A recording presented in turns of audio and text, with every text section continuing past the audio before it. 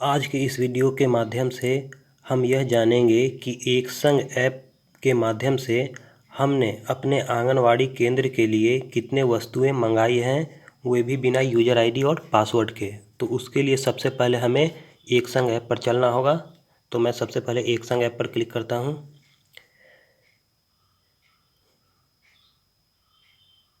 एक संग ऐप खुल जाने के बाद हमें यहाँ दो भाषाएं दिखाई पड़ेंगी।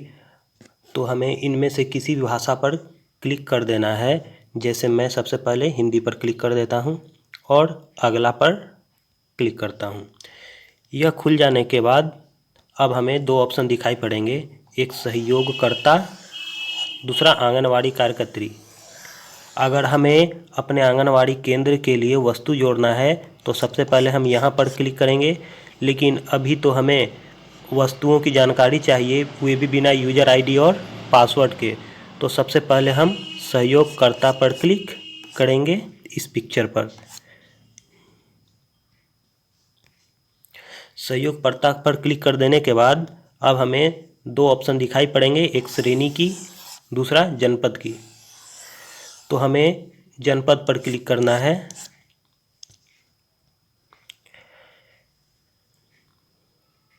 जनपद पर क्लिक कर देने के बाद हमें यहाँ अपने राज्य के जितने ज़िले हैं वह दिखाई पड़ेंगे।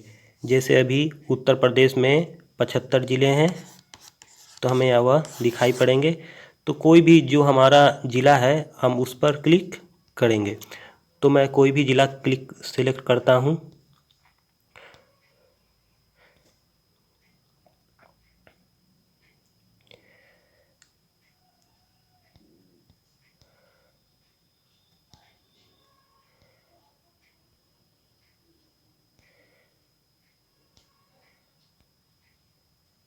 एक ज़िला सेलेक्ट कर देने के बाद तो यहाँ हमें क्या दिखाई पड़ेगा, यहाँ हमें एक टिक का निशान दिखाई पड़ेगा, सही का निशान। तो इसका मतलब है हमने इस ज़िले को चुन लिया है।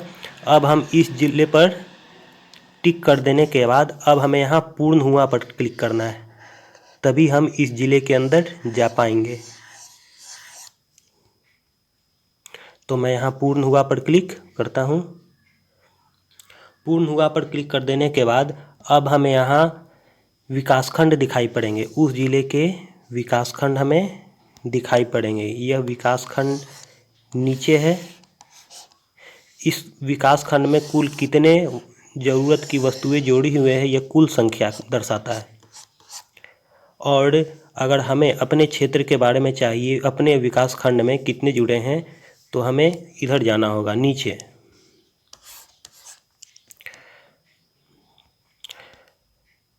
तो मैं अभी इस पर क्लिक करता हूँ। मैं अभी यहाँ पर क्लिक करता हूँ। यहाँ पर क्लिक कर देने के बाद हम अपने ब्लॉक में चल जाएंगे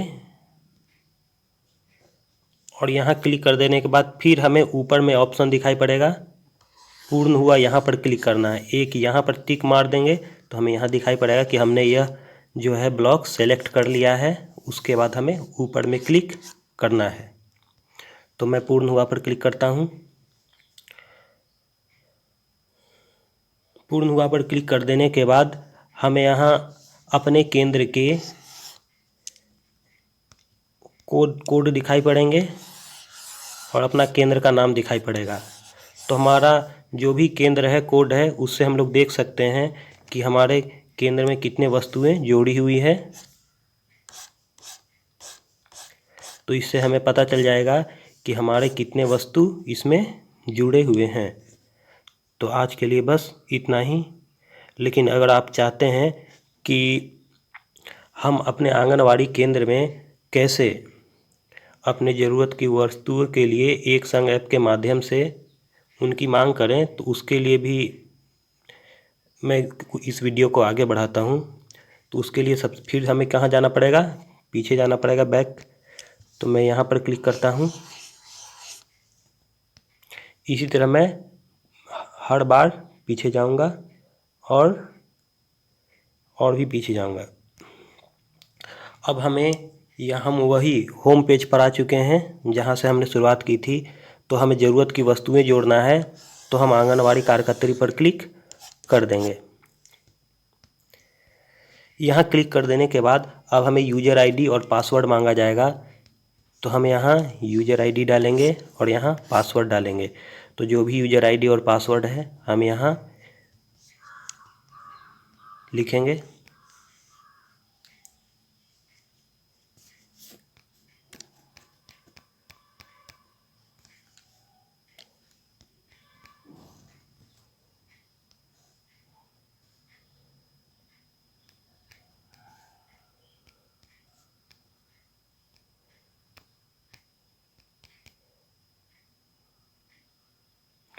और अब साइन इन पर हम क्लिक कर रहे हैं। साइन इन पर क्लिक कर देने के बाद अब हमें यहाँ अपने केंद्र का नाम दिखाई पड़ेगा। ऊपर में हमें यहाँ केंद्र का नाम दिखाई पड़ेगा, केंद्र का नाम, और नीचे हमें 3 ऑप्शन दिखाई पड़ेगा। आवश्यकताएं जोड़ें, दूसरा योगदान का प्रबंधन करें, तीसरा आवश्यकताएं एडिट करें। अगर हमें वस्तु जोड़ना है तो हमें इस पर क्लिक करना होगा। अगर मान लीजिए कि बाद में हमारी मांग की वस्तुएं और भी बढ़ गई हैं या घट गई हैं तो उसको एडिट करने के लिए, उसे फिर ठीक करने के लिए, बढ़ाने के लिए, घटाने के लिए हमें बाद में इस पर क्लिक करना होगा। तो मैं सबसे पहले आवश्यकताएं जोड़े पर क्लिक करता हूं। यहाँ पर क्लिक करने के बाद अब हमें 4 ऑप्शन दिखाई पड़ेंगे। एक पुस्तक, मतलब हमारे आंगनवाड़ी केंद्र में जो बच्चे हैं उनके लिए कितने पुस्तकें चाहिए। दूसरा स्टेशनरी में जो पढ़ाई लिखाई के अलावा जो भी कुछ सामान होता है जो केंद्र में इस्तेमाल हो रहे हैं उसके लिए हम यहाँ क्लिक करेंगे। फिर है तीसरा खिलौने, तो कितने बच्चे हैं उसके अनुसार हमें खिलौने की मांग करनी होगी। फिर अब आंगनवाड़ी भवन में किन किन चीज़ों की ज़रूरतें हैं तो उसके लिए हम यहाँ पर क्लिक करेंगे। तो सबसे पहले मैं पुस्तक पर क्लिक करता हूँ। पुस्तक हमें क्या करना है, यहाँ हर पुस्तक के सामने यहाँ एक जगह दिखाई पड़ेगी हमें, खाली जगह, उसी में हमें क्या करना है, उतनी पुस्तकों की मांग करनी है जितनी हमारे बच्चे हैं। तो मैं यहाँ कुछ फीड कर रहा हूँ और हमें यहाँ क्या कर देना है, सबमिट पर, दर्ज करे पर क्लिक करना है। इसी तरह सभी में हमें भरना होगा और यहाँ दर्ज करे पर क्लिक कर देना हो। ये फिर यह डाटा हमें सेव हो जाएगी। फिर और वस्तुएं जोड़ने के लिए हमें बैक जाना होगा। उसी तरह हम क्या करेंगे, स्टेशनरी में जाएंगे। स्टेशनरी में जाने के बाद अब हमें यहाँ A4 कागज़ का रिम दिखाई पड़ेगा। A4 कागज़ का रिम का मतलब क्या होता है, एक A4 साइज के बंडल में 500 पेज रहते हैं, लगभग 500 पेज। तो यहाँ ये जैसे कितने बंडल मंगाना है, एक जो है रिम में 500 पेज लगभग रहेंगे, तो 2 में 1000। तो अपने ज़रूरत के अनुसार मंगाना है, ये नहीं कि हम 500 रिम ही मंगा दिए, तो उतना नहीं, जितना ज़रूरत है बस उतना ही भरना है। चार्ट पेपर, क्रेयन, मतलब जो बच्चे रंगते हैं वे कलर, स्केच पेन के तरह का, रबड़, गोंद। तो गोंद तो सिर्फ आंगनवाड़ी केंद्र के लिए, बच्चों के लिए नहीं। मतलब ऐसा ज़रूरत देखना है कि किस चीज़ का इस्तेमाल बच्चे के लिए है और किस चीज़ का इस्तेमाल आंगनवाड़ी केंद्र में है, क्योंकि यह बच्चे के लिए ख़तरनाक हो सकता है। कैंची, ये भी बच्चे के लिए ख़तरनाक हो सकता है। तो जो बच्चे के लिए नहीं है वह सिर्फ आंगनवाड़ी केंद्र के लिए है, बच्चे के लिए नहीं मांगा जाएगा। तो इसी तरह हम सभी अपने मांगों को पूरी करेंगे। तो आज के लिए बस इतना ही।